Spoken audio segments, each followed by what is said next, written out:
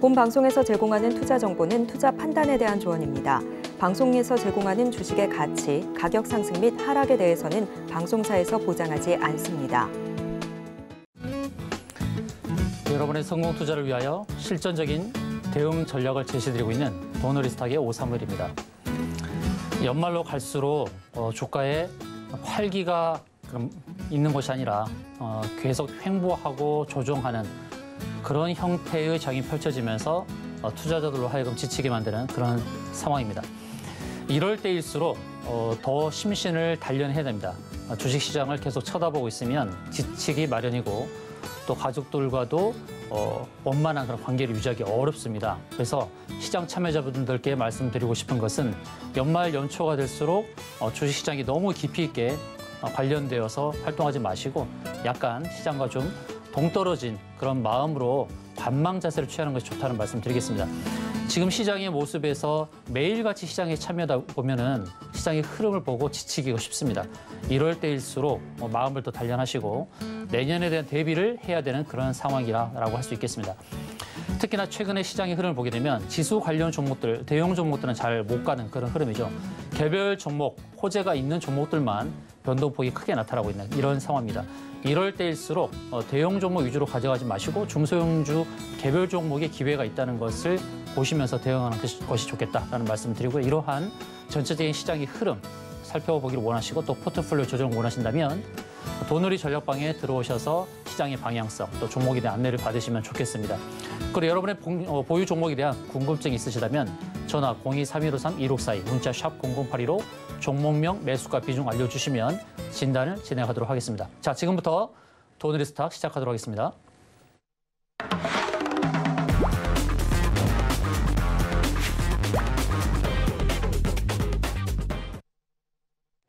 오늘 주식시장을 주도한 키워드가 무엇인지 살펴보고 관련한 키워드를 중심으로 종목들을 알아보는 시간을 갖도록 하겠습니다. 첫 번째 키워드는 수산화 리튬 가격 우상향에 대한 내용이고 두 번째는 중국 비대면 수업 전환에 대한 이슈 이렇게 두 가지를 잡아봤습니다.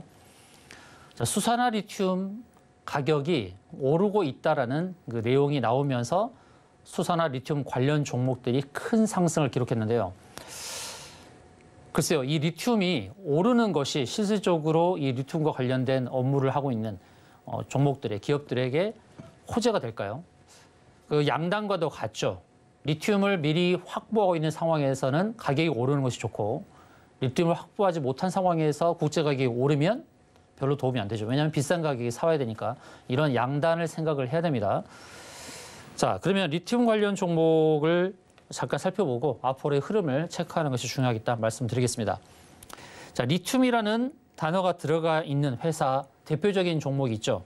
하이드로 리튬, 어반 리튬 이렇게 있는데요. 먼저 하이드로 리튬을 보도록 하겠습니다.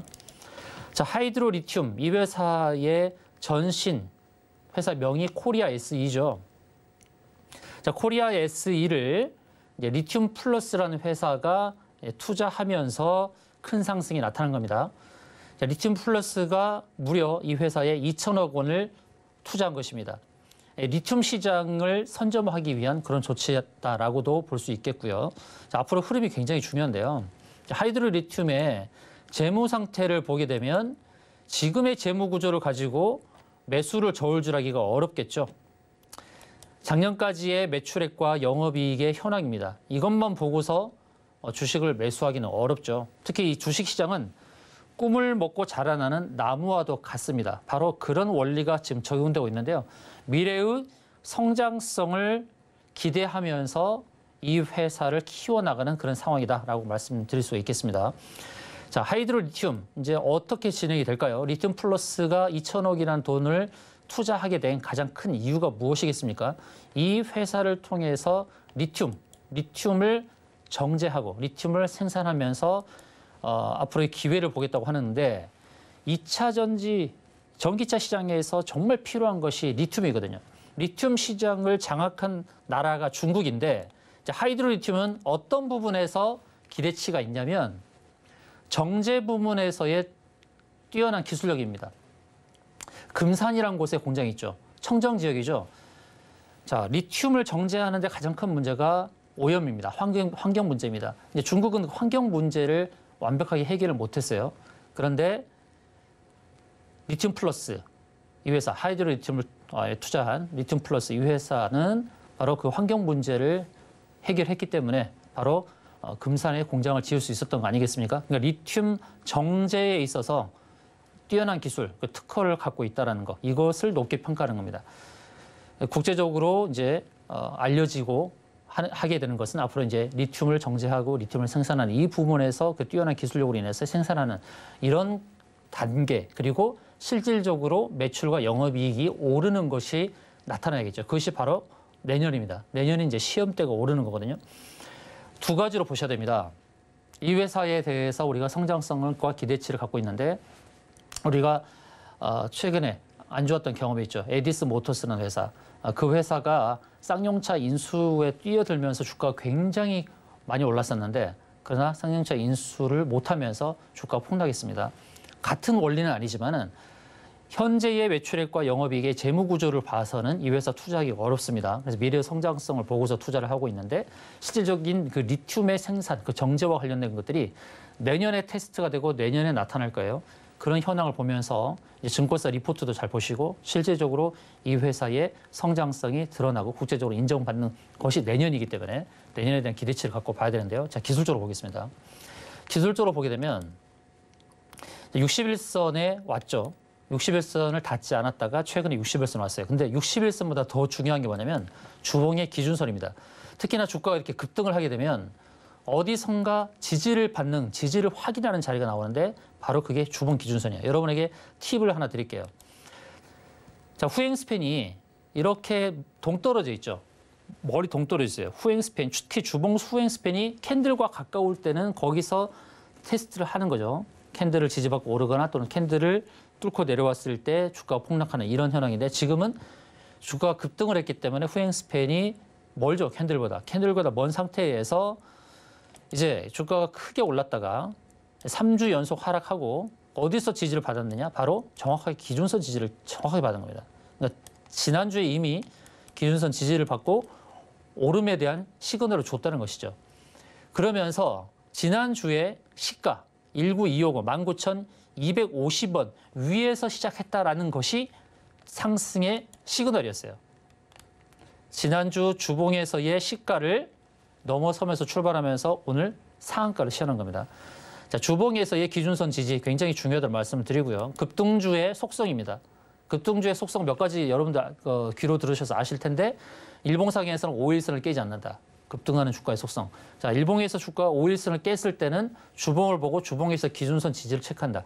기준선 지지에 성공하면은 다시 급등 가능성이 있다라는 거. 이런 거 기본적으로 이런 것들은 숙지를 하시는 게 좋습니다. 그리고 주가가 하락을 할 때도 ABC 형태로 하락 3파를 완성했는가 체크하는 거 굉장히 중요한데 A, B, C로 하락 완성 형태를 보이고 주봉의 기준선을 지지받았다. 긍정적이죠. 그 다음에 이제 저항은 어떤 자리가 될까? 이제 내일 바로 여기를 테스트하게 될 겁니다. 일봉의 기준선 자리. 여기를 테스트하게 될 텐데 내일 갭상승에서 기준선 부근에서 저항을 맞고 빠지고 있게 되면 음봉을 보일 가능성이 높아요. 그러니까 주가가 더 상승하려면 일봉의 기준선 위에서 갭을 띄워버리고 위로 치고 가는 게 가장 중요하죠. 내일 만약에 기준선 자리에서 스타트를 해서 기준선을 넘지 못한다 그러면 음봉이 나올 수 있습니다. 이것도 참고하셔야 됩니다. 음봉 나올 수 있습니다. 그 다음에 이제 다시 방향성을 체크를 할 텐데 내일 흐름을 잘 보시고요. 내일 일봉에서 바로 이 기준선 위 갭상승에서 출발하면서 위로 치고 가면 또다시 양의 흐름을 볼 수 있다는 거 참고하시고 대응하시면 좋겠고요. 그다음 어반 리튬을 볼게요. 자, 리튬이라는 이름이 들어간 이 회사도 오늘 상한가를 시현했죠. 지난주에 이미 어느 정도 시그널을 주지 않았는가. 지난 금요일 날 급등을 했어요. 20% 급등하고 종가는 13% 급등을 하고서 시가가 8% 갭을 띄우면서 스타트를 했단 말이에요. 근데 하이드로 리튬이 먼저 치고 가니까 어반 리튬도 동달아 상승을 했다는 거. 그리고 종가는 61선 위에 마감을 했습니다. 자, 기술적으로 보면은 하이드로 리튬만큼의 그런 좋은 차트의 모습을 보이는 것은 아니죠. 왜냐하면 하이드로 리튬은 일봉이나 주봉이나 후행스팬이 캔들 위에 있습니다. 근데 어반리튬은 후행스팬이 일봉상에서 캔들과 부딪힌 자리에 있습니다. 그래서 내일 어떤 흐름을 보이는 게 좋냐면 하이드로리튬이 급등을 해서 갭상승을 해서 일봉의 기준선 위로 출발해서 위로 뻗어갈 때 어반리튬이 바로 이 캔들을 뚫고 가는 그런 형태가 나타나야겠죠. 캔들을 확 뚫고 나가는 이런 형태가 보여져야만 역시 상승을 기대해 볼 수 있다는 것이고, 자, 주봉을 보게 되면 주봉에서 지난주에 말이죠. 지난주 금요일에 상승하면서 기준선 위로 올려놓은 겁니다. 그래서 기준선이 중심이 되는 거 보이시죠? 하이드로리튬은 기준선을 터치하고 반등을 했고, 어반리튬은 기준선을 깼지만 종가 기준으로 기준선 위에 마감을 하고 오늘 또 기준선을 발판 삼아서 상승이 나왔다는 거. 이런 부분을 체크하면 좋을 것 같고요. 이런 흐름은 추가적인 상승이 나타날 수 있습니다. 다만 이제 고점이 이제 형성되고 있는 하이드로리튬 잠깐 보면 고점을 보시게 되면 이렇게 A, B, C, B의 고점 A와 B 이렇게 연결했을 때에 기준선 위에 출발한다 하더라도 삼봉이라는 저항, 이 저항에 맞을 수가 있으니까 이런 자리에서 한번 대응을 하는 게 좋겠죠. 제가 저항에 대해서는 여러 방면으로 말씀드리고 있지 않습니까? 이평선 기준으로서 중장기 이평선이 60, 120, 240 이평선, 그다음에 일목균형표의 구름층, 그리고 주가가 상승할 때 두 개의 봉우리, 쌍봉, 그리고 고점 두 개를 연결한 삼봉도 저항이 될 것이다. 그리고 자릿수 저항에 대해서 안내해드렸고요. 그리고 피보나치 기법으로 되돌림 반등이 나왔을 때의 비율만큼의 상승, 그 저항, 마지막으로 매물대 이렇게 7가지의 저항에 대해서 안내해드렸는데요. 하이드로리튬은 내일 일봉의 기준선 그리고 삼봉, 고점을 연결한 것. 어반리튬도 마찬가지입니다. 하이드로리튬의 후속으로 따라갈 가능성이 있으니까 그 부분을 체크하고 대응하면 좋겠고요. 그다음 금양을 보겠습니다. 금양도 내재적인 가치보다는 주가 상승이 컸죠. 매출액과 영업이익을 보시게 되면 작년과 올해의 기준으로 시가총액 1조 5천억을 설명하기는 어렵고 미래 성장성을 담보로 했습니다. 내년과 내후년이 아니라 무려 3, 4년 뒤에 그 성장성까지 끌어당겨서 지금 시가총액이 1조 5천억이다라는 것은 참고하시고요. 매출액이 2천억대, 영업이익이 120억대 나오는 회사입니다. 작년도 기준으로. 그런데 시가총액이 1조 5천억이니까 가치 면에서는 좀 부담되는 그런 상황이다라는 말씀을 드리고, 오늘 하이드로리튬, 어반리튬이 상승하면서 금양도 61선을 회복하고 상승이 나타난 겁니다. 자, 금양은 이제 내일쯤 테스트를 할 수 있고요. 오늘도 살짝 그 삼봉이라는 이 자리, 고점에서 부딪힌 흔적이 나타나긴 합니다. 윗꼬리 계속 달죠. 여기서 윗꼬리, 그다음에 오늘 윗꼬리. 그래서 기계적으로 사실 대응했어야 될 자리가 아닌가 이렇게 보여지는데요. 내일은 차별화된 흐름이 나타날 수 있습니다. 이 세 종목이 다 상승한다는 개념보다는 종목별로 좀 다른 흐름이 나타날 수 있어요. 금양은 이미 오늘 좀 저항에 좀 부딪히는 흔적이 아닌가 이렇게 보여집니다. 그리고 주봉을 보게 되면 주봉에서 지지를 확실히 받았다라는 그런 흔적이 나타나지 않고 있죠. 주봉의 기준선을 지지받고 올랐으면 좋았을 텐데 차라리 아래 꼬리를 달면서 기준선을 터치하고 상승을 일으킨다면 좀 부담 없이 내일에 대한 기대감을 가질 수도 있겠으나 주봉에서 이렇다 할 지지를 명확하게 받지 않아서 한 번 더 하락으로 전환될 수 있다는 것은 염두하고 대응할 필요성이 있겠다라는 말씀을 드리겠습니다. 자, 두 번째 키워드. 중국에서 이제 비대면 수업 전환에 대한 얘기가 나오고 있는데요. 중국에서 코로나 확산이 심해지고 있죠. 물론 봉쇄를 풀어야 된다라는 그러한 시위도 확산되고 있지만 중국 당국에서는 고민이 될 수밖에 없는 게 코로나 환자가 굉장히 급격하게 늘고 있습니다. 이다 보니까 상하이에서는 비대면 수업으로 전환을 했죠. 그리고 곧 방학인데 방학도 좀 당겨서 진행을 하려고 합니다. 특히 항저우 같은 데는 조기 방학을 하려고 하죠. 이런 상황에서 이제 원격 지원 솔루션의 주가들이 급등을 했거든요. 특히 원격 지원은 공부도 집에서 할 수 있는, 온라인 수업도 집에서 할 수 있는 부분, 그리고 근무도 마찬가지입니다. 근무도 재택근무로 전환하는 이런 흐름이 나타날 수 있고요. 뭐 국내도 마찬가지입니다. 국내도 그런 비대면에 대한 기대감이 좀 있을 수 있습니다. 다만 이 원격 지원 솔루션은요, 과거에도 그랬지만 주가가 지속적으로 상승하는 패턴이 아니라 며칠만 상승하고 주가가 고꾸라지고 이런 패턴이 자주 보여졌기 때문에 단기적인 이벤트에 불과한 흐름이 나타날 수도 있다는 것을 염두하고 대응해야 됩니다. 자, 네 종목을 보도록 하겠는데요. 자, 먼저 소프트캠프라는 종목을 보겠습니다.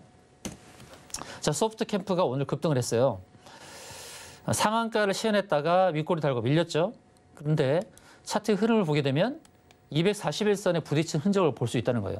주가가 급등했을 때 중장기 이평선이 좀 멀게 있으면 추가적인 상승을 기대해 볼 수 있으나 급등하면서 중장기 이평선에 부딪히게 되면 밀릴 가능성이 있는 거예요. 지금 소프트캠프가 241선 부딪혔고요. 그럼 주봉이 60주선도 항상 같이 살펴보라고 말씀드렸죠. 60주선도 거의 다가온 모습이죠. 60주선, 주봉에서의 저항은 부딪히지 않았으나 일봉에서 241선, 1년 주가의 평균 자리에 그 자리에 왔다는 부분 조심스럽습니다. 그래서 이 상황에서 더 추가적으로 급등이 더 나타나기를 기대하기보다는 이제 보수적으로 대응해야 되지 않을까라고 보여집니다. 그리고 개인이 매수하고 외국인이 매도했다는 거, 수급 면에서도 조심스럽죠. 그다음 두 번째 알서포트. 알서포트도 비대면 원격 지원 솔루션을 갖고 있는 소프트웨어 회사인데 이 회사는 241선에 오지 않았지만은 윗꼬리 길게 달고 밀렸죠. 주가의 흐름을 볼 때 이평선 기준도 보시고 제가 구름층도 보라고 했는데 구름층, 캔들이 구름층을 향해 가는 가운데서 구름층 상단에 부딪혔을 때도 저항이지만 구름층 상단을 뚫고 갔을 때 그 왼편으로 고개를 돌려서 왼편의 평평한 구름층 상단도 저항이라는 말씀을 드렸죠. 알서포트는 121선을 강하게 뚫었지만은 일목균형표의 구름층 평평한 자리에 저항대에 왔기 때문에 이런 부분을 조심해야 됩니다. 241선까지 여유가 있기 때문에 더 갈 것이다라고 막연하게 보기보다는 오늘 윗꼬리 달고 밀린 그 자리가 저항대에 왔다라는 측면에서 알서포트도 조심스럽다라는 말씀을 드리고요. 오늘 개인이 많이 샀죠. 외국인은 9억 원 가까이를 다 매도를 했고 개인만이 샀다라는 수급 상황에서도 개인 위주의 매수가 이루어졌다는 부분 조심스럽다는 말씀드리고 그다음 링네트를 보겠습니다. 링네트는 윗꼬리 너무 길게 달렸죠. 21%나 급등했지만 결국 2.9% 상승을 마감했습니다. 링네트 주가의 속성을 잘 아셔야 돼요. 링네트 주식을 혹시 오래 매매하신 분들은 아실 겁니다. 주가의 속성, 과거의 흐름들을 잘 봐야 돼요. 링네트 어떻습니까? 계속 윗꼬리 달죠. 윗꼬리 길게 다는 속성이 있어요. 급등한다고 가만히 계시면 안 된다는 거예요. 급등하면은 고점에서 매도하고 또 저점에서 매수하는 4848, 4989 하는 전략을 시행을 해야 돼요. 링네트는 이렇게 또 윗꼬리 달고 구름층 상단 여기서 부딪혔죠. 그다음 오늘 이렇게 윗꼬리 달면서 어디를 써먹은 거예요? 과거 급등했을 때는 여기 구름층을 써먹은 거고 오늘 급등했을 때는 여기 왼편의 구름층 여기를 써먹은 거 아니겠습니까? 그래서 주가가 급등했을 때는 제가 아까 말씀드렸던 7개의 저항, 7가지의 저항을 빨리빨리 체크하고 이평선 저항, 그다음에 구름층 상단, 일목균형표 이것들을 종합적으로 살피면서 대응을 해야 된다는 겁니다. 링네트는 또 윗꼬리 길게 달려서 앞으로 또 횡보할 가능성이 있다는 겁니다. 자, 마지막으로 한 종목 더 보죠. ECS라는 종목. ECS도 비대면 원격 지원 솔루션을 하는 그런 회사예요. 네트워크 솔루션이죠. ECS도 마찬가지 아니겠습니까? 주가의 속성이 어때요? 윗꼬리 길게 다니는 속성을 계속 보여주잖아요. 과거에도 그랬고 오늘도 마찬가지입니다. 이런 자리 왔을 때 가만히 기다리고 있는 것이 아니라 급등 나왔을 때는 다른 종목을 빨리빨리 비교하고 대응해야 됩니다. 제가 지금 4종목 알려드렸죠. 소프트캠프, 그리고 알서포트, 링네트, ECS. ECS를 보유하신 분들은 ECS 한 종목만 볼 것이 아니라 다른 원격 지원 솔루션 종목들의 흐름을 보면서 그 종목들의 움직임에 따라서 좌우되니까요. 자, 조금 전에 말씀드렸던 부분에서의 두 파트로 나눠야죠.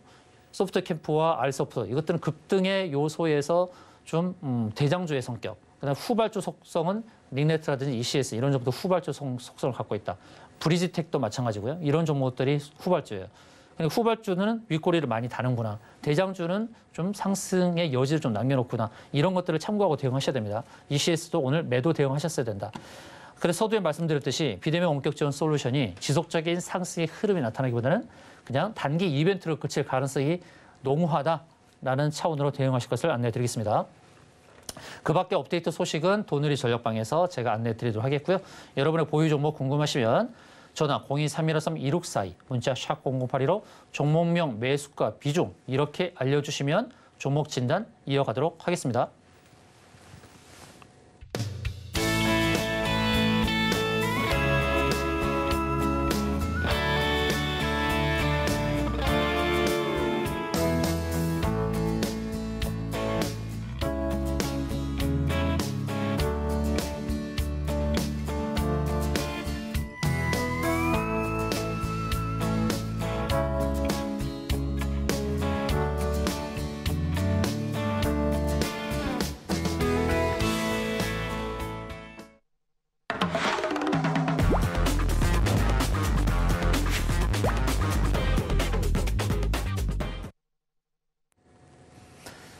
종목 상담 진행하도록 하겠습니다.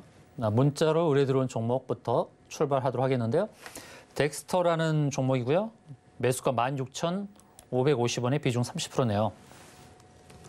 자, 덱스터가 최근에 주가가 급등이 나왔고 또 일봉상의 흐름을 보게 되면 거래량이 급증한 이런 패턴을 볼 수가 있습니다. 덱스터에 모처럼의 기회가 찾아온 것이 아닌가. 우리가 이제 시청하는 드라마 중에서 레몽레인 제작사의 재벌집 막내 아들. 이 드라마의 효과가 뭐냐면 이 종목의 그러니까 재벌집 막내 아들이 CG를 많이 활용을 하죠.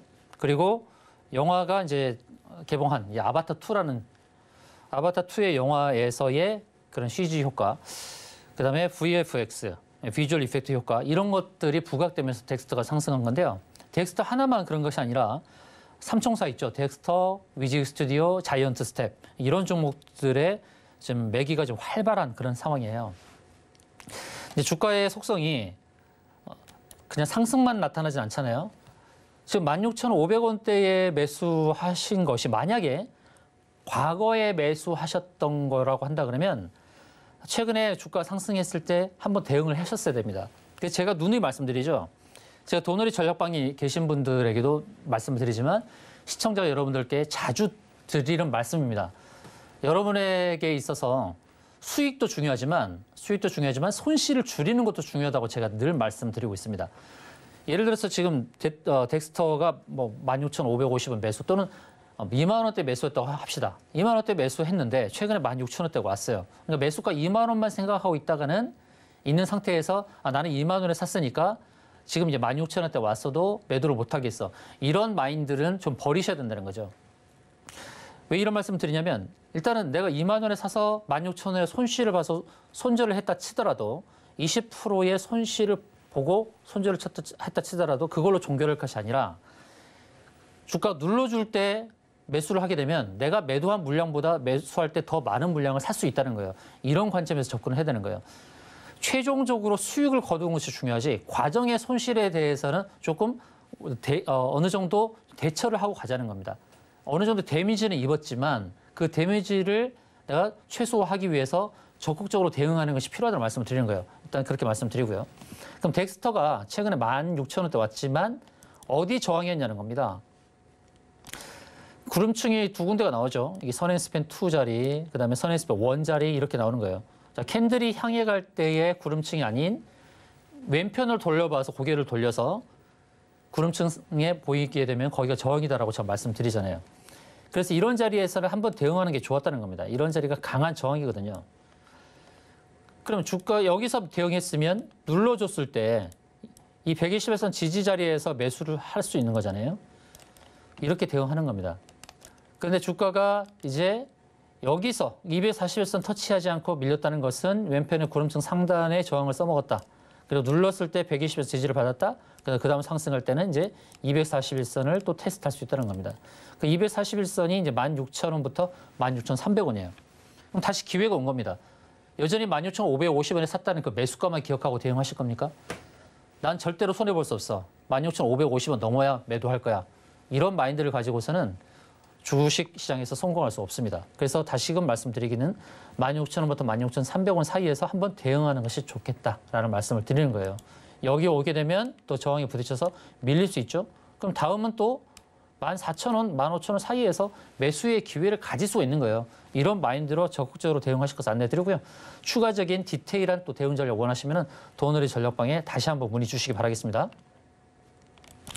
다음 전화 연결되었다고 하는데요. 여보세요? 네, 안녕하세요. 네, 안녕하세요. 감사합니다. 네, 반갑습니다. 네. 어떤 종목 궁금하신가요? 네, 하나투어고요. 네, 하나투어요. 네, 매수가가 55,700원입니다. 55,700원이요? 네, 그리고 한 10% 정도 되고 있거든요. 네. 지난번에 제가 어떤 종목 상담해드렸죠?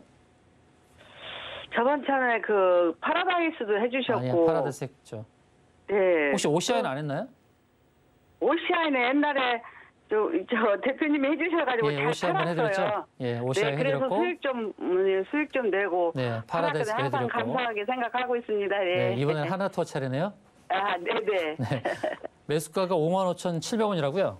예. 10%. 네. 매수 잘하셨네요. 잘했어요. 네, 잘하셨어요. 이 하나투어를 어떻게 봐야 되냐면 네. 이제 재무 상태가 예. 올해까지 안 좋았잖아요. 아, 예, 예. 코로나 영향이 컸죠. 예. 코로나의 직격탄을 맞았거든요. 네. 근데 주변에서 여행 많이 가는 거 좀 피부로 느끼지 않으세요? 많이들 가더라고요. 네네. 많이 갑니다. 예. 해외로도 많이 가고 국내 여행도 많이 가요. 예. 그래서 내년에 보니까 이렇게 늘어나요.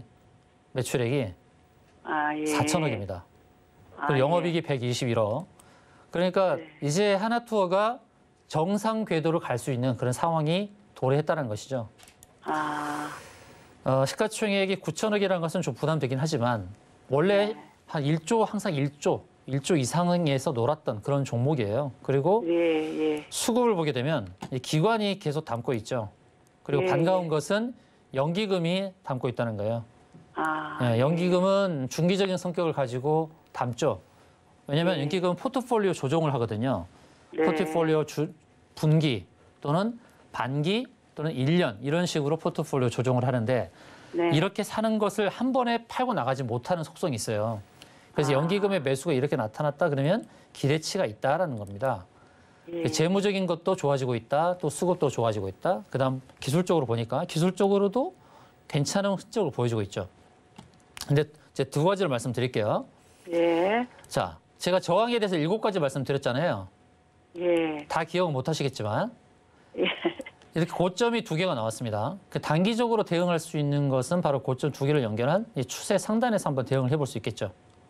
네. 주가가 상승할 때 부딪힐 수 있는 1차적인 저항대가 이제 59,000원 전후한 자리가 하나 보이고요. 아, 예. 그럼 이 자리가 일단 저항 자리가 돼서 한번 밀릴 수는 있겠죠. 이렇게 예. 밀릴 수 있겠으나 여기서 만약에 59,000원대에 매도하게 되면 또 밀렸을 때 57,000원 이하에서 또 매수할 수 있는 기회가 주어지겠죠. 예. 그래서 4848 전략으로 좋다는 거예요. 여기서 매도, 그다음 눌림목 매수, 그다음 매도는 바로 여기 241선에 내려오고 있거든요. 네. 그래서 2차 저항 자리는 또 이렇게 되는 거예요. 그래서 1차 저항 자리는 59,000원 전후한 자리, 2차 저항 자리는 62,900원 전후한 자리 이렇게 두 가지 저항값을 안내 드리겠습니다. 아, 예, 예. 감사합니다. 네, 꼭 수익 내고 다음번에 또 알려주시기 바랍니다. 아, 예, 예. 감사합니다. 네. 다음은 문자 상담 이어가도록 하겠는데요. KG 스틸 매수가 14,700원에 비중 60%네요. 비중을 굉장히 많이 담으셨는데 아마도 KG 그룹의 쌍용차 인수에 대한 기대감으로 매수를 하셨을 가능성이 높다라는 판단이 드네요. 그런데 인수 전에야 기대치가 높지만 인수 후에는 재료 소멸이잖아요. 그래서 여러분께 말씀드리고 싶은 것은 재료의 소멸이냐 재료의 지속성이냐 이걸 보고 빨리 판단을 해야 되거든요. KG그룹이 쌍용차 인수에 뛰어들어서 인수를 확정하기 전까지는 재료가 살아있기 때문에 주가가 상승하는 겁니다. 근데 인수를 하고 난 다음에는 어떤 문제가 생깁니까? 인수 자체가 부채가 되는 거 아니겠어요? 인수하기 위해서는 현금을 지불해야 되는데 그게 이제 부채가 되는 겁니다. 그래서 재료가 노출되면서 회사에게는 부담이 되는 거예요. 그래서 인수 자체에 대한 기대감이 소멸된 겁니다. M&A도 마찬가지고 다 그런 거예요. 그래서 우리 개미들이 정신을 차려야 됩니다. M&A 재료 좋죠. 어떤 걸 인수한다는 걸 재료 좋죠. 어떤 뉴스화되는 기대감 좋죠. 좋은데 항상 명심해야 될 것은 소문에 사서 뉴스 나왔을 때 팔아라. 이거를 명심히 해야 되는 거예요. 재료가 노출되고 난 상태에서는 이제 주가에 재미가 없죠. 그래서 주가 누르는 거예요. 누르고 그럼 수급을 볼게요. 수급을 보게 되면 그냥 보이잖아요. 수급 면에서도 개인만 주구장창 산다는 거예요. 50억. 외국인 기관은 팔았지 않습니까? 그래서 이런 부분을 보고 더 이상 당하지 않았으면 좋겠어요. 우리 개인들 더 이상 당하지 않았으면 좋겠다. 소문에서 사서 뉴스에 꼭 팔아라. 이런 말씀을 드리고요. 물론 재무구조는 좋죠. KG 스틸 재무구조 좋습니다. 근데 KG 스틸만 그런 게 아니잖아요. 스틸 종목들은 다 재무구조가 많이 좋아요. KG 스틸만 그런 게 아니라 여러 종목, 현대제철도 그렇고 금광철강, 휴스틸, 문배철강 다 좋잖아요. 재무구조는. 근데 지금은 소외가 되고 있죠. 소외되고 있습니다. 국제철강 또 가격도 많이 올랐고 이제 다시금 사려면 또 비싼 가격을 주고 사와야 되고 또 건설 쪽에서도 좀 문제가 되고 있습니다. 건설도 활발하게 진행되지 않고 있는 이런 상황에서 이런 철강 쪽, 건설 자재 쪽 이쪽도 내년 시장에 대한 기대감이 좀 부족한 상황이다라는 거 그런 부분을 참고하시고요.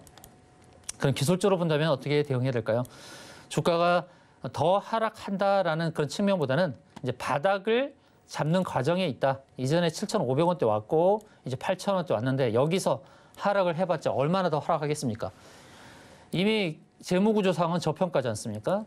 영업이익이 3천억대 나오는데 시가총액이 8천억이니까 너무나 저평가 있죠. 저평가되어 있죠. 그러니까 재무구조상은 저평가가 되어 있으니 여기서 하락해봤자 얼마나 하락하겠는가라는 배짱으로 일단 이 자리에선 버티시기를 바라겠고요. 그래서 주가가 상승에는 제한이 있을 것이다라는 말씀드리겠습니다. 주가는 이제 역배열 상태고요.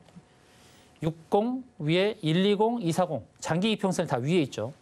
역배열 상태이다라는 거. 그래서 주가 상승할 때 저항 자리가 121선 자리 1차 저항 자리 10,000원대. 그러나 제가 저항 7가지 안내 드렸을 때 하나 해당되는 거. 자릿수 저항. 10,000원이라는 자리. 그래서 9,990원이 1차 대응해야 될 저항 자리다라는 말씀을 드리고요. 121선을 넘어서게 되면 이제 120과 240 사이에 들어오는데 그 안에서의 타협할 수 있는 자리가 또 이제 구름층 상단이라는 자리. 여기가 되는 거거든요. 그래서 1차 저항 자리 9,990원, 2차 저항 자리 11,000원입니다. 이 무거운 종목, 이 두 개의 저항값에서 반반씩 대응해서 빠져나오시고 다른 종목으로 수익을 도모하실 것을 안내드리겠습니다. 전화 연결되었다고 하는데요. 여보세요? 여보세요? 네, 안녕하세요. 반갑습니다. 네, 안녕하세요. 네, 어떤 종목 궁금하신가요? 세트레가이요. 세트레가요? 예. 매수가 비중 알려주세요. 29,500원에 20%요. 29,500원에 20%요? 네, 오늘 본전이 왔는데 네. 안 팔았거든요. 언제 네. 매도를 해야 되는지 몰라서 선생님한테 상담 드리는 거예요. 네. 문의 잘 주셨어요. 네. 오늘 팔자리는 아니었어요. 네. 잘했네요. 오늘 팔자리가 아니었습니다. 자, 세트리가이가 이제 우주항공 관련 종목인데요. 아직까지 안 올라다 이제 올라요. 아유, 네. 징그러. 네. 자, 징그럽죠? 네. 자, 징그럽다라는 그런 느낌이 들 때 네. 버텨야 돼요. 심호흡을 다시 한번 하시고 버텨야 되는데 버텨야 되는 것을 판단할 수 있는 기준에 대해서 제가 안내를 드릴게요. 네, 감사합니다. 자, 일단은 우주항공 관련 종목들, 우주항공 관련 종목들은 정부 정책 관련 종목이죠. 네. 그렇죠? 그리고 세트리가이는 우주항공 관련 종목 중에서 좀 좋은 실적을 기록하는 회사예요. 근데도 제일 많이 안 올랐어요. 그래도 네. 자, 그렇게 보시면 안 되죠. 자, 우주항공 관련 종목 중에서 아시는 종목이 또 뭐가 있으세요? 하나로 스페이스 이런 거 좀 먹고 나왔거든요. 네. 하나 에어로스페이스요. 예. 자, 하나 에어로스페이스 차트 비슷하잖아요. 그렇죠? 무거운 종목이고. 자, 세트리가이를 제가 왜 오늘의 매도 자리가 아니었냐라고 말씀드리는 이유가 뭐냐면 재무도 계속 흑자잖아요. 흑자고. 올해는 지금 3분기까지는 손실이지만 영업 손실이지만 순이익 면에서는 지금 이익이잖아요. 100억이 넘죠. 그렇죠? 그렇죠? 네. 그리고 수급에서는 그렇게 뚜렷한 주체는 없습니다만 개인만 매수하는 건 아니에요. 기관도 좀 매수를 하고 있고요. 네. 제가 지금 보는 것은 기술적으로 봤을 때 이런 차트가 추가 상승을 노리는 차트라는 거예요. 자, 봅시다. 네. 여기서 지금 121선에서 부딪혔잖아요. 네. 121선에서 부딪힐 때 거래량이 당연히 늘어요. 이런 중장기 이평선에 오게 되면 거래가 늘 수밖에 없어요. 거기가 서로 저항과 지지에서 서로 막 치고받고 싸우는 자리거든요. 121선 자리가 오니까 기계적으로 매도 대응하는 주체가 있었을 거고 또 추가 상승을 노리고 받아주는 주체가 있었을 거고 그래서 거래가 늘었어요. 그런데 주가가 눌러줄 때 깊이 있게 누른 것이 아니라 기준선에서 이렇게 지지를 받은 거예요. 그럼 다음 121선은 저항일까요, 아닐까요? 글쎄 다음 121선은 이제 저항이 아닌 거예요. 왜냐하면 앞서서 121선에서 공방이 치열했잖아요. 네. 그래서 여기를 넘어서게 되면 이제 저항이 아닌 거예요. 그래서 주가의 흐름을 봤을 때는 이렇게 산과 바다를 생각하시면 돼요. 산은 이전의 산을 정복하는 거예요. 고지를 점령하는 거예요. 우리가 산을 오를 때 계속 오르기만 합니까? 아니잖아요. 오르고 쉬었다 가고 내리고 그렇죠. 오르고 내리고 전에 봉우리를 점령하고 그다음에 쉬었다가 다시 올라가고 이런 거잖아요. 산. 네. 파도도 마찬가지죠. 파도가 칠 때 네. 잔잔하게 파고 파절을 만들다가 파고가 높아져 가는 거 이런 거잖아요. 네. 지금의 흐름은 세트레가이의 흐름은 2차 파고를 만드는 거예요. 1차 파고를 네. 만들고 누르고 다시 2차 파고를 만드는 이런 패턴이라는 네. 거예요. 다음 저항 궁금하시죠? 네. 네, 다음 저항 가격대는 34,000원 전후한 자리예요. 아. 저는 그 자리까지 기대하는데 네. 아무튼 그 저항 가격 안내드렸으니까 네. 34,000원 전후한 자리에서 좋은 수익을 내고 나오시기를 안내드리겠습니다. 34,000원에요. 네네네. 아유, 감사합니다. 예, 그 앞서서 하나의 저항이 33,000원대 저항이 하나 있네요. 그럼 그- 그때쯤 팔죠, 뭐. 그렇죠. 예. 32,900원부터 대응하시기 안내드리겠습니다. 네, 네, 감사합니다. 네. 네, 다음 종목 상담 이어가도록 하겠습니다. 문자 문의 들어온 종목인데요. 두산 에너빌리티요. 자, 두산 에너빌리티는 이제 원전 대표 종목이라 할 수 있죠. 매수가가 16,200원에 비중 40%. 언제 사셨을까요? 최근에 17,000원까지 갔을 때의 수익의 기회가 한 번 있었다라고 볼 수 있겠는데 두산 에너빌리티가 정말 애를 먹이는 그런 종목이죠. 왜냐하면 상승할 것 같으면서도 하락으로 돌변해 버리니까요. 두산 에너빌리티는 대표적인 원전 정책 관련 종목이고요. 두산 에너빌리티 하나만 볼 것이 아니라 원전 관련 종목 여러 종목을 같이 보시는 게 좋겠죠. 한전기술이라든지 한전 KPS라든지 이런 종목들을 같이 보시는 게 좋겠고 또 한신기계, 서진시스템, G2파워 이런 종목도 같이 보시는 게 좋을 것 같습니다. BHI도 마찬가지고 전체 원전 관련 종목이 오늘 안 좋았습니다. 안 좋았지만 저는 이렇게 하락하면서 두산 에너빌리티가 지지를 받으려는 그런 속성을 보이지 않을까. 지금 구름층 하단이 있거든요. 구름층 하단과 61선 두 개의 지지입니다. 주가 상승할 때에 저항이 하나 있으면 저항을 돌파하기 쉽고 두 개의 저항이 있으면 더블 저항으로서 돌파하기 어렵다는 말씀을 드리고 또 지지의 속성도 하나의 지지는 지지의 고리가 약하지만 두 개의 고리가 있으면은 두 개의 연결 고리가 더블 지지로 작용할 가능성이 높다는 말씀 자주 드리죠. 지금 61선과 구름층 하단에 두 개의 지지가 형성되고 있어서 두산 에너빌리티는 상승 가능성이 높겠다라고 보여집니다. 그런데 상승할 때에 바로 1차 저항이 바로 여기거든요. 121선이 하향하고 있는 자리입니다.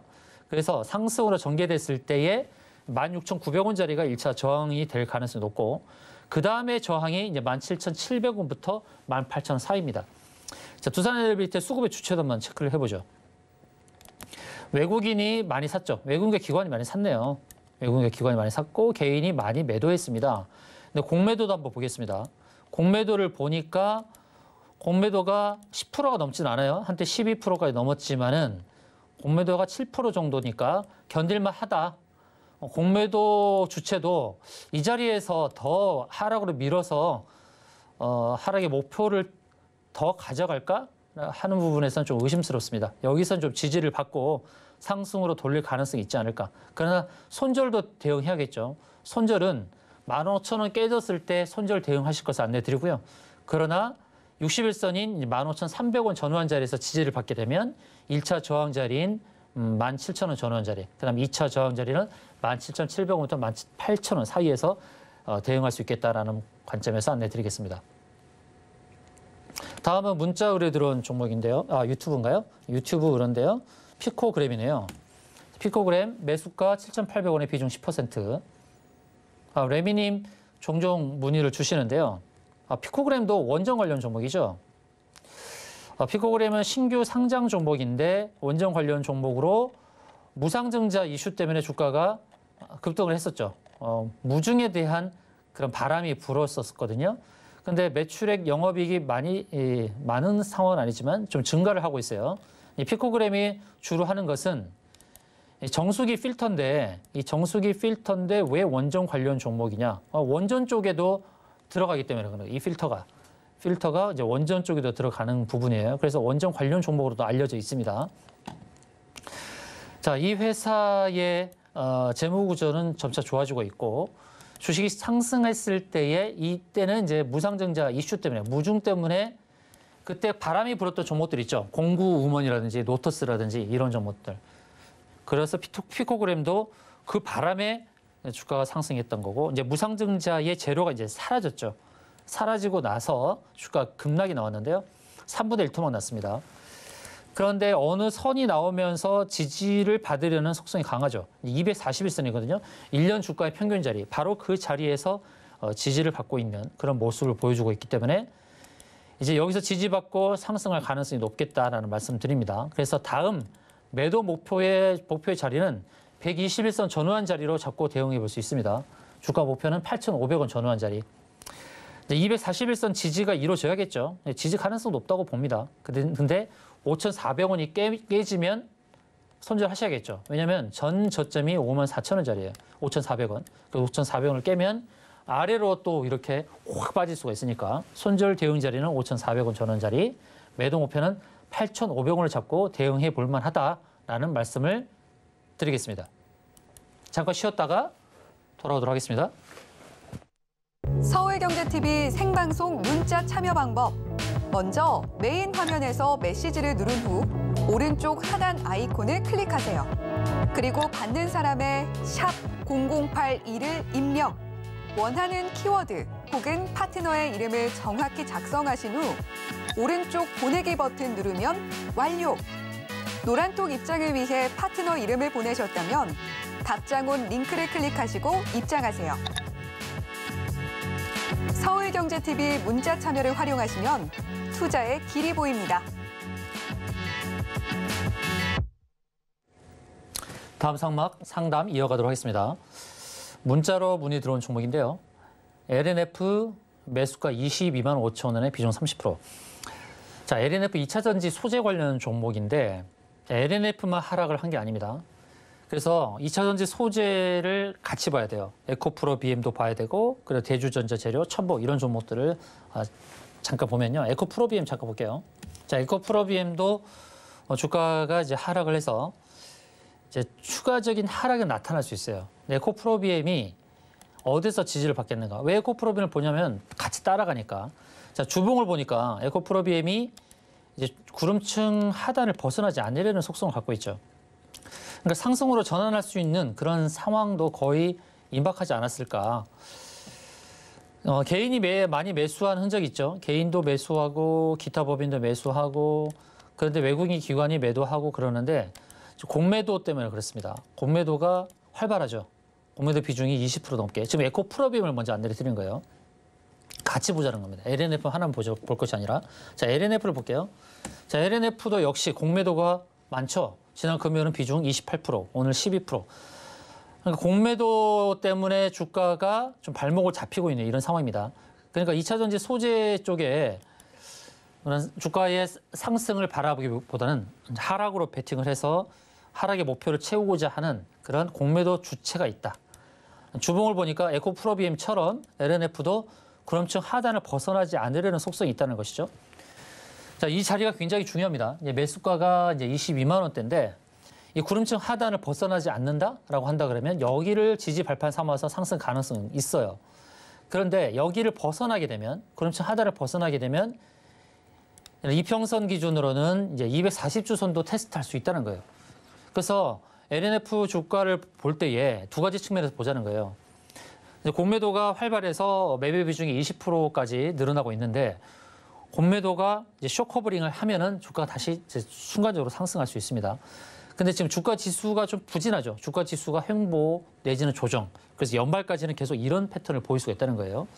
이런 패턴을 보이면서 횡보 조정의 성격을 가지나 그러나 공매도 비중이 줄어들면서 구름층 하단을 벗어나지 않으면 이럴 때는 이제 주봉에서 구름층 상단까지 도전할 수 있는 겁니다. 구름층 하단을 벗어나게 되면 주가가 여기서 240주선을 테스트할 수 있는 겁니다. 이 부분을 조심해야 되는 거예요. 나는 손절하기 힘들어. 추가 매수 자리를 잡을래. 그러면 240주선 자리인 15만 3천 원 전후한 자리에서 추가 매수를 노리는 게 좋고 나는 손절을 잘해. 그래서 다음 그냥 하단에 나왔을 때 그때 매수하지 손절을 할 수 있는 자리 알려줘라고 한다 그러면 18만 원 깨졌을 때 손절하기 하는 것을 권유 드릴게요. 18만 원 깨졌을 때 주가가 이제 15만 중반대까지 갈 수 있으니까 그 부분은 일단 참고하시고요. 그러나 18만 5천 원부터 18만 9천 원 사이 여기서 지지를 받으면 구름층 상단까지도 갈 수 있어요. 그 자리가 이제 22만 원대예요. 일봉에서도 마찬가지죠. 일봉에서의 구름층 상단이 22만 원, 그러니까 21만 5천 원부터 있네요. 21만 5천 원부터 22만 원 사이예요. 그러니까 조금 전 말씀드렸듯이 18만 5천 원부터 18만 9천 원 사이에서 지지를 받아서 주봉 구름층 상단 그리고 일본 구름층 상단 일치하는 자리가 21만 5천 원부터 22만 원. 여기서 조금 손해보고라도 빠져나오시기 바라고요. 그러나 18만 원 깨졌을 때는 15만 중반대까지도 갈 수도 있다. 이것을 감안하고 대응하실 것을 안내드리겠습니다. 다음 전화 상담 진행하도록 하겠습니다. 여보세요? 여보세요? 네, 안녕하세요. 반갑습니다. 예, 안녕하세요. 네, 어떤 종목 궁금하신가요? LG 에너지 솔루션이요. 네, 매수가 비중 알려주시겠어요? 52만 원, 30%. 52만 원대 30%요? 30%. 네. 자, LG에너지 솔루션 보도록 하겠습니다. 이 종목도 이제 그 전기차 관련 종목인데, 2차 전지 관련 종목인데요. 한때 이제 62만 원대까지 갔다가 이제 하락한 거예요. 이제 LG에너지 솔루션이 살아줘야죠. LG에너지 솔루션이 살아야만 포스코 케미칼도 살고 조금 전 상담했던 LNF도 살고 에코프로비엠도 다 사는 거예요. 자, LG에너지 솔루션이 어떻게 움직이고 있는지 기술적으로 보는 게 중요하겠죠. 그 공매도도 볼까요? 공매도도 많죠. 보십시오. 20% 가까운 이제 매매 비중의 20% 가까운 공매도가 활발하게 진행이 되는데, 그런데 지금 LG에너지 솔루션이 뭔가 지지를 받으려고 하는 속성이 좀 보여지고 있습니다. 61선은 강하게 깼죠. 근데 121선에서는 좀 주저하고 있죠. 이제 주가의 흐름을 잘 보게 되면요. 제가 중장기 이평선은 60, 120, 230을 말씀드리는데요. 60을 강하게 깨잖아요. 62평선을 강하게 깨면은 120 자리에서는 좀 주저합니다. 그 자리도 막 깨고 하락하진 않고 거기서 좀 주저하면서 횡보하는 그런 패턴을 보일 가능성이 있어요. 근데 오늘 보게 되면 십자형, 십자형까지는 아니고 약간 도지 형태, T자형 형태를 만들었네요. 오늘 2.5%까지 하락했지만 121선을 딱 지지하고 마감을 했어요. 이거 참 긍정적인 시그널입니다. 주봉을 볼까요? 주봉을 봤더니 주봉도 T자형 모습을 만들었는데 기준선을 회복은 못했어요. 근데 이번 주 말이죠. 기준선 자리인 49만 원, 49만 500원인데 49만 500원을 회복하면 상승으로 전환할 가능성이 높네요. 자, LNF 에코프로비엠 조금 전에 말씀드렸는데 일단 LG에너지 솔루션을 중심을 잡고 보는 게 좋을 것 같습니다. 기준선이라는 자리, 주봉 기준선은 주 후반 금요일까지 봐야 되겠죠. 주 후반까지 보고 49만 500원 위에 올라서잖아요. 그러면 주가는 상승으로 턴할 가능성이 높아요. 자, 수급의 주체를 보겠습니다. 외국인이죠. 외국인과 개인, 기관은 다 매도를 했습니다만 외국인과 개인은 지금 수급의 주체로 나오고 있는데 더 중요한 건 외국인이겠죠. 근데 외국인이 지난주에는 덜어냈어요. 연속적으로 덜어냈는데 오늘 샀습니다. 오늘 사면서 뭔가 전환에 대한 기대감을 가질 수 있고 사모펀드도 연속적으로 사고 있죠. 7일 연속 샀습니다. 그래서 지금 기술적으로 봤을 때에 121선을 지키고 1차적으로 121선을 지키고 그다음에 2차적으로 주봉 기준선인 49만 500원을 금요일까지 지켜낸다? 회복한다? 그러면 상승 전환 가능성이 높아요. 그런데 이제 121선을 깨게 되면 안 좋죠. 121선을 깨게 되면 그 다음 테스트할 자리가 이제 44만 원, 44만 6천 원 이런 44만 원대로 갈 수 있다는 것은 염두하십시오. 그건 일단 염두하고 주가가 주 후반까지 49만 500원을 회복하게 되면 이제는 이렇게 구름층 진입하는 자리까지 오를 수 있다는 거예요. 그래서 매수가가 이제 51만 원인데요. 그래서 금요일에 49만 500원을 회복했을 때 매도 목표를 52만 원을 잡고 대응할 수 있겠다라는 말씀을 드립니다. 그래서 1차적인 대응 자리는 52만 1,000원 자리, 그다음에 2차 대응 자리는 54만 5천 원 자리 이렇게 두 개의 저항값을 안내 드리겠습니다. 잘 메모하셨습니까? 제가 안내 드린 대로 잘 대응하시길 안내 드리겠습니다. 네, 다음 종목 상담 이어가도록 하겠습니다. 문자 상담인데요. 비나텍이라는 종목이네요. 비나텍 이 종목 매수가가 53,000원 비중 20%. 왜 제가 조금 전에 한숨을 쉬었냐면 비나텍은 기술적으로 너무나 그 저항 자리를 잘 지켜가는 종목이기 때문에 그래요. 비나텍도 2차 전지 관련 종목인데요. 차트를 보십시오. 제가 왜 기술적으로 잘 지켜간다라고 말씀드리냐면 여기, 그다음에 여기 이거거든요. 비나텍이 구름층 상단을 벗어나지 못하죠. 구름층 상단에서는 기회 줬을 때 매도를 해야 한다는 거예요. 제가 아까도 말씀드렸습니다만 매수가가 53,000이다 보니까 비중 20%고 내 매수가에 오지 못하기 때문에 대응을 못한다라는 그런 판단이 드는 거예요. 매수가를 잊어버리고 이런 저항 가격대 오면 기계적으로 대응하는 것이 좋았다는 말씀입니다. 여기서 대응했으면 구름층 하단에 매수 기회가 있었다는 거예요. 그럼 49,000원대 매도하고 44,000원대 매수하면 매도한 수량보다는 더 많은 수량을 잡을 수 있었다라는 겁니다. 자, 여기서 이제 대응을 못 하셨다 그러면 이제 다음 대응자를 안내 드릴게요. 지금 보시게 되면 이렇게 지지를 받는 자리에 왔다는 거. 그럼 다음 자리는 어디서? 여기서 한번 끊어 가야 된다는 겁니다. 그래서 매도 목표는 여전히 49,000원 자리. 그리고 지금은 추가 매수를 하는 게 좋겠죠? 44,000원대 매수해서 평단을 낮추고 그다음에 49,000원대 오면 매도로 대응하는 게 좋겠다는 말씀드립니다. 지금까지 대응 전략 안내드린 종목들에 대해 디테일한 상담이 더 필요하다 그러면 도너리 전략방에 들어오셔서 한 번 더 문의 남겨주시고요. 제가 안내드리는 상담 방식이 깔끔하고 좋다. 다른 종목도 문의하고 싶다라는 분이 계시다면 도너리 전략방, 지금 하단에 나가는 도너리 전략방 들어오셔서 종목 문의하십시오. 제가 방송처럼 정확한 가격대를 안내드리지 못하지만 금감원 규제 때문에요. 그러나 저항이 어느 가격대에 형성되어 있습니다. 이 정도는 제가 안내드릴 수가 있습니다. 도너리 전략방에 들어오셔서 추가 상담 받으시면 되겠습니다.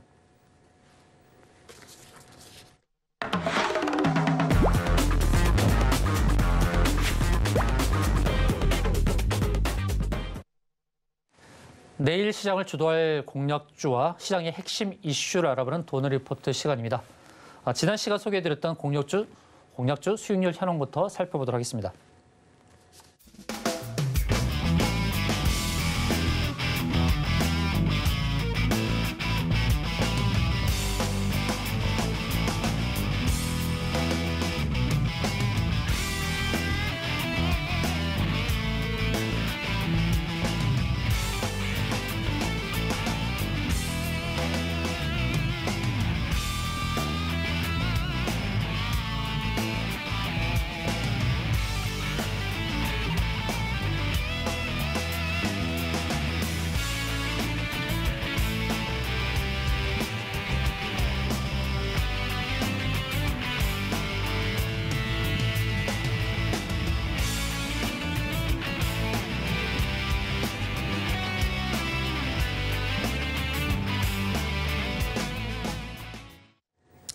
네, 지난 7월 달부터 5개월 동안 제가 공략주를 안내드렸던 전체 종목의 수익률 현황을 살펴보셨습니다.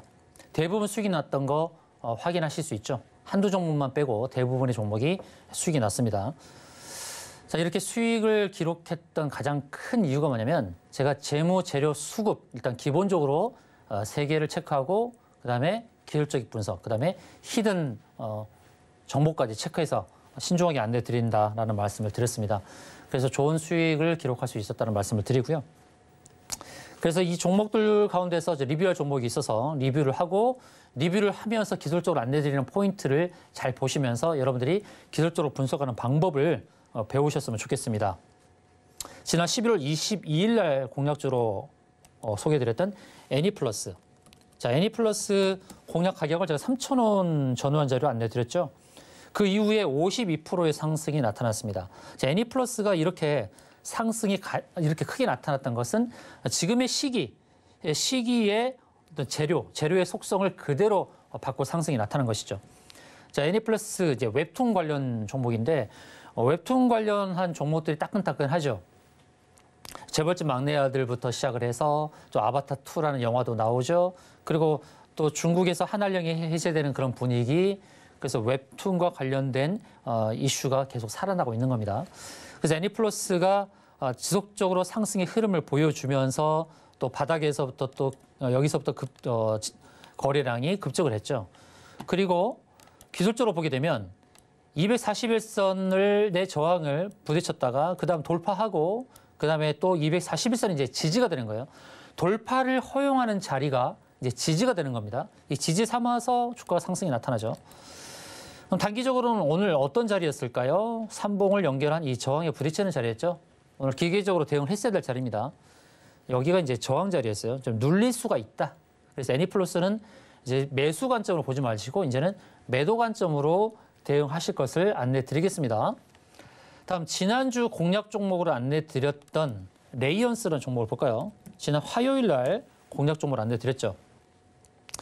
지수가 어땠습니까? 지수가 횡보 또는 조정 이렇게 조정의 흐름을 보여줬죠. 레이언스도 그 영향을 벗어나지 못했어요. 자, 수요일 날 개파락을 하고 241선을 깼습니다. 깼는데 어디서 지지받았는지 일봉상에서 보게 되면 추가적으로 하락하지 않을까 염려가 되기도 하죠. 왜냐하면 241선을 깼기 때문에 일봉상에서는 121선을 테스트하지 않을까 이렇게 볼 수가 있다는 거예요. 그래서 제가 종합적으로 보라 말씀드렸죠. 일봉만 볼 것이 아니라 주봉과 월봉도 빨리빨리 체크해야 된다. 근데 더 지지가 강한 속성이 있는 봉은 주봉과 월봉이지 않습니까? 그래서 주봉을 빨리 체크해야 돼요. 주봉을 체크합니다. 주봉을 체크했더니 이제 구름층이라는 자리를 들어왔다가 밀렸다가 구름층 안으로 들어오는 이런 상황이에요. 그리고 월봉도 빨리 체크합니다. 월봉도 체크했더니 월봉에서는 전환선이라는 자리가 있어요. 자, 여기를 보십시오. 이 제가 이제 박스로 표시한 자리. 지난번에 13,000원대까지 급등을 했을 때는 월봉의 기준선이라는 저항을 써먹었다는 거예요. 이평선만 보게 되면 어디가 저항인지를 명확하게 볼 수가 없습니다. 제가 7개의 저항을 안내드렸듯이 이평선도 보시고 일목균형표도 체크하시고 쌍봉도, 삼봉도 그리고 자릿수 저항, 그다음 피보나치 기법 그리고 마지막으로 매물대까지 이렇게 7개의 저항들을 다 다각도로 살펴보면서 대응하는 게 좋겠다 말씀드렸죠. 근데 지금 레이언스는 일목균형표의 월봉에서의 기준선과 전환선을 교묘하게 사용하고 있다는 겁니다. 기준선은 월봉에서 봤을 때 26개 봉의 평균 자리죠. 그러니까 26월, 그러니까 26개월에 2년하고도 그러니까 2개월 정도, 2년 2개월의 주가 평균 자리인 기준선 자리에 저항이 부딪혔고, 그다음에 전환선은 9개 캔들의 평균이죠. 9개월의 고점과 저점의 평균입니다. 그 자리에서 지지를 받은 겁니다. 이 박스입니다. 이 박스 안에서 움직이기 때문에 월봉의 전환선에서 지지를 받았구나. 이것을 챙겨볼 수가 있죠. 제가 매수 공략을 이제 11,200원 자리로 안내드렸고요. 현재는 이제 11,100원인데 약간 손해이긴 하지만 그냥 오늘 장대 양봉을 만들었어요. 그리고 241선에서 지지 받았어요. 그리고 제가 체크하는 것은 갭 음봉이 나왔을 때 여기서도 갭 음봉이 나왔고 갭 음봉의 시가, 갭 음봉의 시가를 터치하는 거 굉장히 중요하고요. 그리고 갭 음봉의 시가는 일단 한번 대응해야 될 자리입니다.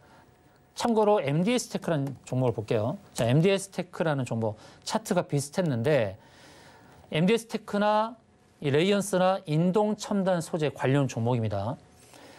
자, MDS 테크를 왜 말씀드리냐면 여기서 갭 음봉이 발생했죠. 갭 음봉이 발생하고 주가 빠진 다음에 여기서 상승이 나왔죠. 갭 음봉의 시가를 돌파하게 되면 추가적인 상승이 나올 가능성이 높다니까요. 그다음 갭 음봉이 한 번 더 나왔어요. 여기서 갭 음봉이 한 번 나왔는데 갭 음봉의 시가, 이 시가가 1차 저항입니다. 그래서 MDS 테크는 여기서 대응을 한번 했어야 되죠. 근데 눌렸죠. 눌린 다음에 또 여기가 또 매수 자리예요. 매수 자리 그다음에 시가를 갭 음봉의 시가를 돌파하게 되면 추가적인 상승 가능성이 높아요. 일단 MDS 테크 참고를 하시고 레이언스로 돌아와서 말씀드리겠습니다. 자, 레이언스가 갭 음봉이 발생한 자리가 2개가 있습니다. 여기와 여기. 그리고 1차적으로 대응할 수 있는 자리가 어디겠습니까? 이 갭 음봉이 발생한 자리, 2개의 자리에서 시가, 갭 음봉의 시가인 11,300원 자리, 여기가 저항인데 여기를 돌파하게 되면 그 다음에 기준선 자리. 그래서 1차적으로 기준선 자리, 그 다음에 갭 음봉이 발생한 자리가 이제 11,800원이니까 11,800원 자리 터치하게 되면 추가적인 상승 나오는 거예요. 레이언스는 지금 자리에서 1차 저항가, 2차 저항가 차례차례 갈 가능성이 높다라는 관점에서 안내드리겠습니다. 그래서 레이언스의 향후 흐름이 궁금하시면 도너리 전략방 들어오셔서 안내 받으시면 되겠습니다. 자, 여러분이 기다리시는 도너리 포트, 도너리 공략주 안내 받으시는 시간입니다. 제가 도너리 포트 공략 종목을 안내 드릴 때마다 종목들이 대부분 상승했고 평균적으로 10% 상승이 나타났다는 것을 여러분 일단 기억하시고요. 제가 지금 안내하고자 하는 종목은 꺼진 불도 다시 보자라는 그런 차원에서 안내를 드립니다. 꺼진 불도 다시 보자는 차원에서 안내를 드리는 것은 뭐냐면 최근에 일단 코로나 관련해서 우리가 위드 코로나가 있고 그리고 또 위드 코로나가 아닌 그런 쪽이 있죠. 코로나 관련해서 코로나 쪽에서 치료제와 진단키트 관련이 있고 그다음에 위드 코로나 쪽이 있어요. 화장품이라든지 또는 또 여행이라든지 항공이라든지 이런 쪽이 있단 말이에요. 양쪽이 왔다 갔다 하죠. 실내 마스크 해제에 대한 기대감. 그래서 실내 마스크가 해제가 된다라고 하면은 1월 달에 이제 해제에 대한 기대감이 있지만 그렇게 되면은 여행, 항공, 그다음에 또 영화 이런 종목들이 상승할 수 있겠죠. 그런데 지금 우리가 우려하는 것은 뭡니까? 변이 바이러스가 출몰하면서 또 중국 같은 데는 확진자가 늘어나고 있고 국내도 마찬가지죠. 독감도 활발하게 진행되고 있고 또 코로나 환자도 급증하고 있고 이런 상황입니다. 꺼진 불도 다시 봐야 된다. 말씀드리는 것은 진단키트 쪽을 다시 보자는 거예요. 진단키트가 많이 주가가 하락을 했고 또 위드 코로나 때문에 이제 진단키트 종목이 많이 눌렸지만은 그러나 진단키트가 코로나 진단키트만 있는 것이 아니잖아요. 다른 질병에 대한 진단키트가 있기 때문에 진단키트 종목도 차별화돼서 보자는 겁니다. 코로나 외에도 다른 질병에 대한 진단키트 또 다른 재료의 속성이 있는 종목들은 기존에 작년과 올해 들어서 수익을 많이 냈던 그러한 영업이익의 또는 수익성을 발판으로 해서 다른 신사업에 진출할 수 있는 기대감이 있는 종목들도 다시 보는 게 좋겠죠. 그래서 제가 진단키트 종목 하나를 가져온 겁니다. 엑세스바이오라는 종목입니다. 자, 엑세스바이오 보도록 하겠습니다. 자, 엑세스바이오가 급등 후 눌림 패턴을 보여주고 있죠. 자, 한번 급등했던 패턴을 봅시다. 여기서 급등했었죠. 여기서 급등하고 61선까지 안 가고 눌렸다가 이제 61선 넘어섰다가 구름층 하단의 지지를 받고 이제 두 개의 저점을 지지 삼아서 또 2차 상승이 지난 금요일 날 또 나타났죠. 지난 금요일은 121선이에요. 그럼 121선에서 터치하고 또 크게 밀릴까? 자, 엑세스바이오의 실적은 이렇게 나타납니다. 누구나 확인할 수 있는 건데요. 작년보다 올해 굉장히 좋았죠. 영업이익이 4,700억 3분기까지, 그리고 5천억이 넘는 영업이익. 시가총액은 5천억입니다. 이제 영업이익만큼의 시가총액이니까 저평가된 것은 분명합니다. 근데 엑세스바이오가 코로나 진단키트만 하는 게 아니잖아요. 여러 질병 진단키트 합니다. 말라리아, 독감 이런 전염성 질병 신속 진단키트를 갖고 있고 또 시약도 제조하고 또 거기다가 미국에서는 코로나 진단 제품 5조 5종에 대해서 FDA 긴급 사용 승인을 받았습니다. 국제적으로도 기대치가 있는 겁니다. 중국도 마찬가지고 수요는 진단키트 수요는 내년 1분기까지는 계속 늘어날 가능성이 있다라는 말씀을 드립니다. 그래서 엑세스바이오가 지난 금요일 급등하고 12% 급등하고 눌렸지만 그러나 눌린 상황에서 거래가 많이 늘어났나요? 아니죠. 금요일 날 거래가 늘어났던 측면을 본다 그러면 그 거래량만큼 나오지 않고 하락을 할 때 거래가 줄면서 다시금 상승의 기대치가 있는 자리가 아닌가. 그래서 급등 후 눌림. 과거에는 급등하고서 크게 눌렸죠. 급등하고 크게 눌렸죠. 근데 여기서 얼마나 크게 눌릴까? 오늘 아래꼬리 달면서 2차 상승이 나올 가능성이 있지 않을까. 저는 그렇게 기대합니다. 눌림 이후에 241선까지도 충분히 상승할 수 있고요. 엑세스바이오만 그렇지 않아요. 오늘 휴마시스의 흐름을 보게 되면 휴마시스는 추가적인 상승이 나타났죠. 아래꼬리를 달고 4% 상승을 했습니다. 휴마시스는 구름층 상단을 벗어났어요. 그다음 수젠텍을 볼게요. 수젠텍도 엑세스바이오가 비슷한 흐름이죠. 근데 수젠텍은 241선을 테스트하는 가운데 있고 수젠텍이 이제 241선을 돌파하고 240선이 지지가 되면 이제 왼편에 바라보이는 구름층 상단까지도 갈 수 있는 겁니다. 그래서 휴마시스, 수젠텍 다 흐름이 괜찮아요. 그래서 엑세스바이오를 봤을 때 여기서 하락하면 얼마나 하락하겠습니까? 그래서 내일 시초가 부근에서 공략을 해보면 좋겠다. 그리고 혹시라도 시초가에서부터 눌리면 13,900원 전후한 자리에서 또는 13,800원 여기까지 하락하면 땡큐죠. 그런 자리에서 눌림을 공략을 해서 목표는 241선까지 바라보고 대응할 수 있지 않을까라고 안내를 드립니다. 혹시라도 진단키트 종목에 물려 있다 하시는 분들은 돈으리 전략방에 들어오십시오. 전체적인 진단키트 관련 종목을 제가 리뷰를 하도록 하겠습니다. 자, 계속해서 내일장 전략을 제시해 드리도록 하겠습니다. 자, 독일에서는 11월 PPI 생산자 물가 지수가 발표된다고 합니다. 유럽의 상황을 우리 살펴볼 수 있겠죠. 물가 지수가 하락을 했는지. 앞서서는 미국에서는 예측치보다 낮은 CPI, PPI가 발표되면서 시장의 우려를 잠재우긴 했습니다만, 그렇지만 그 부분보다는 금리 인하에 대한 피봇에 대한 전환이 아니라 금리 인상이 지속된다는 것 때문에 주가 지수가 활발하게 움직이지 못하고 있습니다. 그래서 PPI는 미국처럼 예측치보다 낮게 발표될 가능성이 있겠죠. 일단 미국에서는 11월 주택 착공 건수가 발표됩니다. 주택 착공 건수도 우리가 눈여겨봐야 되겠죠.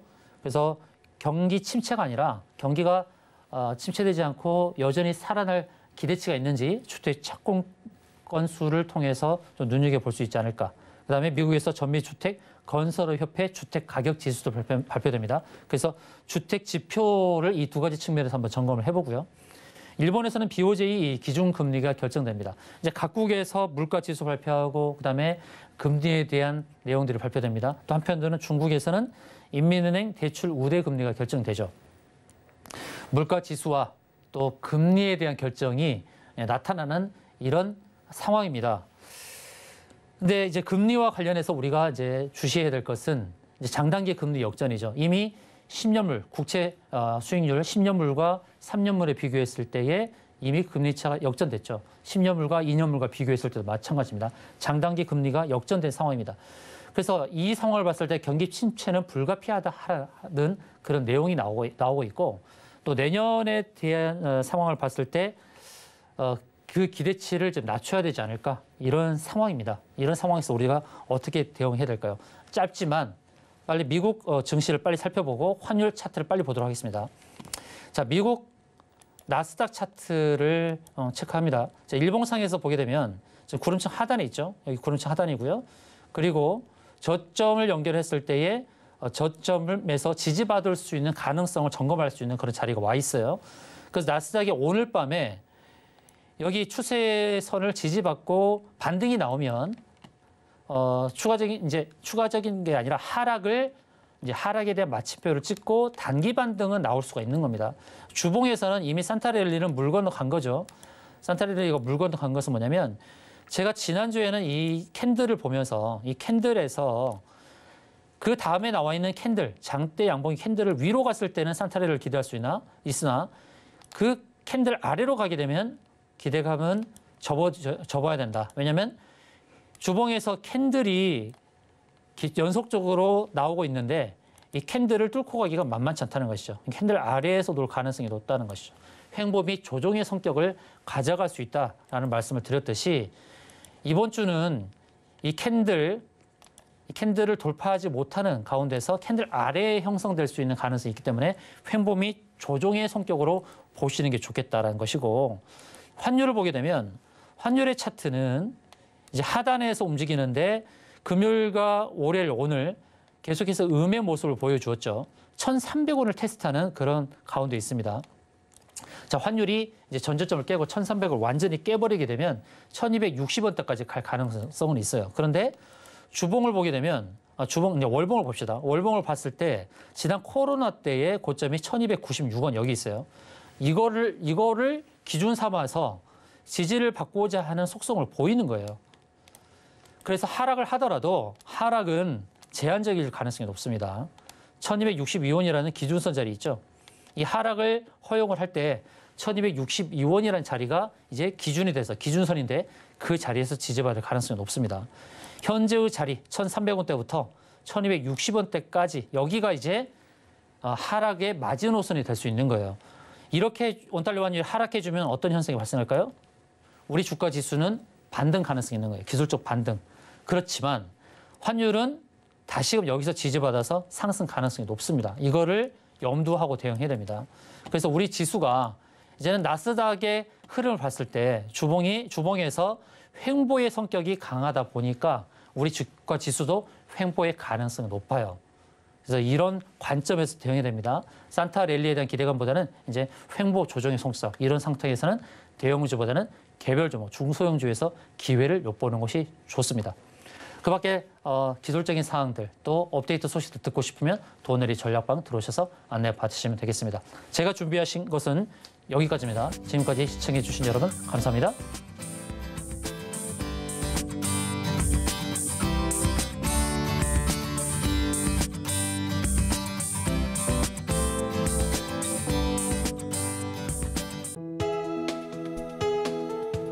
본 방송에서 제공하는 투자 정보는 투자 판단에 대한 조언입니다.